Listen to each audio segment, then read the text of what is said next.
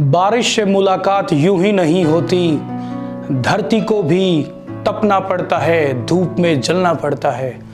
बारिश से मुलाकात यूं ही नहीं होती, धरती को भी धूप में जलना पड़ता है। सफलता के शिखर पर पहुंचने के लिए घुटनों के बल भी चलना पड़ता है।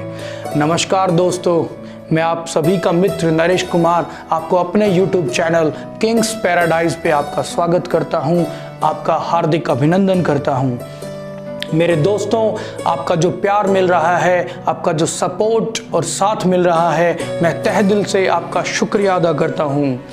मेरे प्यारे दोस्तों, जैसा कि मैंने कहा था कि आपके साथ मैं हर वीडियो में कोई ना कोई अद्भुत चीज़, कोई प्यारी सी कहानी, कोई कविता, कोई गीत अवश्य क्या करूँगा, साझा करूँगा, आपके साथ शेयर करूँगा, जो आपके चेहरे पर एक बहुत बड़ी मुस्कुराहट लाए, आपके दिल को गदगद कर दे। तो मेरे प्यारे दोस्तों, आज मैं आपके सामने एक बहुत ही प्यारी सी अद्भुत सी कहानी लेकर आया हूँ। तो ध्यान दीजिएगा मेरे मित्रों। इससे पहले मैं आपसे एक रिक्वेस्ट करूंगा कि मेरे जिस भी साथी ने मेरे चैनल को सब्सक्राइब नहीं किया है तो प्लीज़ चैनल को सब्सक्राइब कीजिएगा और वीडियोस को अवश्य ही लाइक और शेयर जरूर कीजिएगा। तो दोस्तों, चैनल को सब्सक्राइब करना ना भूलिए। आपका अपना चैनल किंग्स पैराडाइज। तो कहानी शुरू करते हैं मेरे दोस्तों। एक बार एक व्यक्ति था, बहुत ज़्यादा परेशान था। उसको ये लग रहा था कि वो इस धरती के ऊपर बोझ है।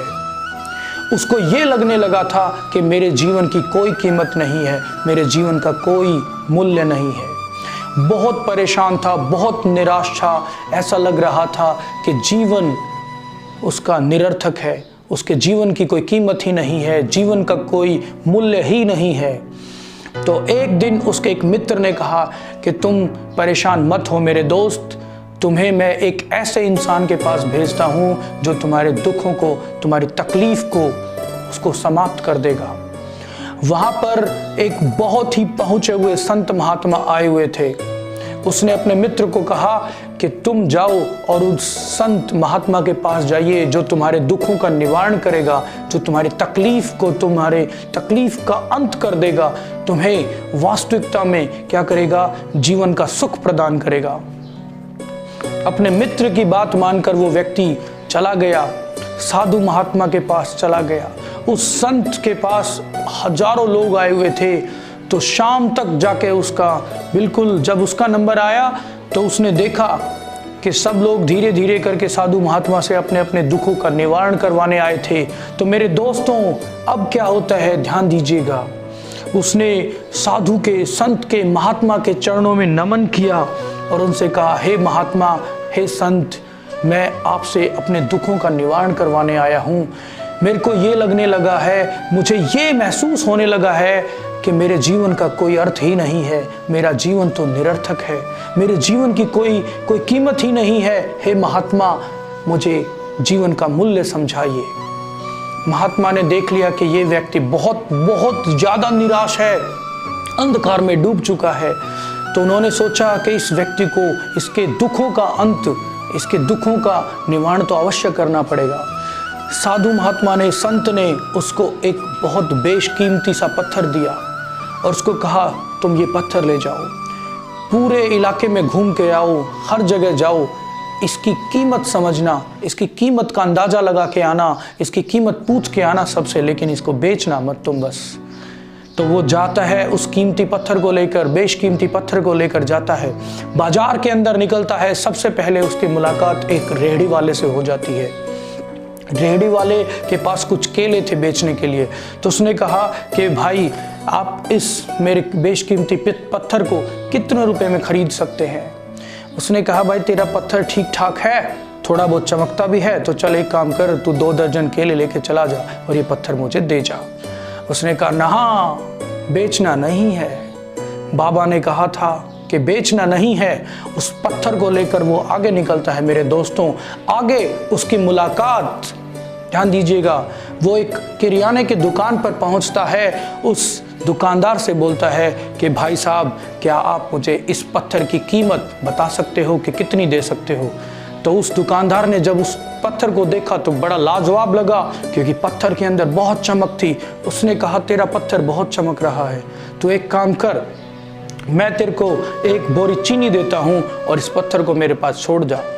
मैं तेरे को एक बोरी चीनी दे दूंगा और इसके बदले में तू ये पत्थर मुझे दे जा।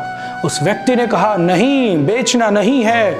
साधु महात्मा ने, बाबा ने कहा था कि पत्थर को बेचना नहीं है। वो आगे निकलता है, आगे जाता है, एक बहुत बड़े व्यापारी के पास पहुंचता है। उस व्यापारी के पास अनाज का ढेर लगा हुआ था, भंडार था पूरा। तो उसको कहता है कि भाई साहब, क्या आप मुझे इस पत्थर की कीमत बता सकते हैं? तो दुकानदार ने उस पत्थर को जैसे ही अपने हाथों में लिया, मेरे दोस्तों, वो चकित हो गया। उसको लगा कि ये तो बेशकीमती पत्थर है। उसने उससे कहा, तो एक काम कर, ये पत्थर मुझे दे जा और इसके बदले में तेरे को जितना अनाज चाहिए तू ले जा, लेकिन ये पत्थर मुझे दे जा। तो उस व्यक्ति ने कहा कि नहीं, बेचना नहीं है। साधु महात्मा ने कहा था कि पत्थर को बेच के आना नहीं है, ठीक है? तो उस पत्थर को लेकर वो उस इलाके के सबसे बड़े जौहरी के पास चला गया। उसको लगा कि इससे ज़्यादा कीमत अब कोई नहीं लगा सकता। तो वो जाता है उस जौहरी के पास। तो सुनिएगा क्या होता है आगे मेरे दोस्तों। उस जौहरी को दिखाते हुए कहा कि भाई साहब, प्लीज़ कृपा करके मुझे बताइए कि इस पत्थर की कीमत क्या है। तो जौहरी ने देखा, ये तो नायाब सा पत्थर है, बेशकीमती पत्थर है, इसकी कीमत तो बेइंतहा है। उसने कहा, तो एक काम कर, ये पत्थर मुझे दे जा, इसके बदले में मैं तेरे को 2 करोड़ रुपए देता हूँ।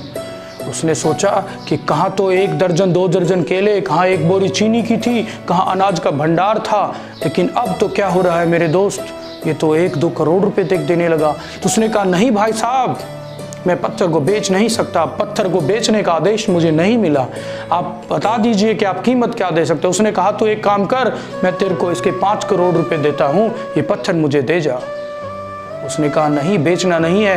वो व्यक्ति वहां से निकल के इतना हैरान हो गया, परेशान हो गया कि एक पत्थर की कीमत, कहाँ 2 दर्जन केले भी थे, कहाँ 1 बोरी चीनी की भी थी, कहाँ बेशुमार अनाज था, और कहाँ पर ये जो जौहरी है मुझे 5 करोड़ देने को भी तैयार हो गया। बिल्कुल चकित होकर, हैरान होकर वो सीधा साधु महात्मा के, संत के पास, जहाँ वो बैठे हुए थे वहाँ पर पहुँच गया और उनसे बोला कि भगवान, मैं आपकी लीला समझ नहीं पाया, मेरे को समझाइए कि क्या है ये। मैं कोई इसकी कीमत 2 दर्जन केले लगा रहा था तो कोई 5 करोड़ रुपए भी देने को तैयार था। तो उस साधु ने, महात्मा ने, उस पहुँचे हुए संत ने कहा कि जो ये तुम्हारा जीवन है वो इस पत्थर की तरह बेशकीमती है। तुम चाहो तो इसे 2 दर्जन केले में बेच दो, चाहो तो इसे 1 बोरी चीनी में बेच दो, और चाहो तो इसको करोड़ों का बना लीजिए, इतना मूल्यवान बना लीजिए जिसकी कोई कीमत भी अदा ना कर सके। ये सब कुछ आपकी सोच पर निर्धारित है, ये सब कुछ आपकी सोच पर निर्भर करता है। उस दिन उस व्यक्ति को समझ में आया कि हर व्यक्ति का जीवन इतना मूल्यवान है कि जिसकी कीमत कोई भी अदा नहीं कर सकता। तो मेरे दोस्तों, हम सब का जो जीवन है बहुत मूल्यवान है, बेशकीमती है, जिसकी कोई कीमत ही अदा नहीं कर सकता। सिर्फ और सिर्फ हमें अपनी सोच को आगे बढ़ाना है, अपनी सोच को बड़ा करना है। इसी के साथ आप सभी दोस्तों का बहुत बहुत शुक्रिया, और उम्मीद करूंगा कि कहानी आपको बहुत प्यारी लगी होगी और इस कहानी का जो संदेश है वो आप सब मित्रों तक पहुंचाएंगे। बहुत बहुत शुक्रिया मेरे दोस्तों, धन्यवाद।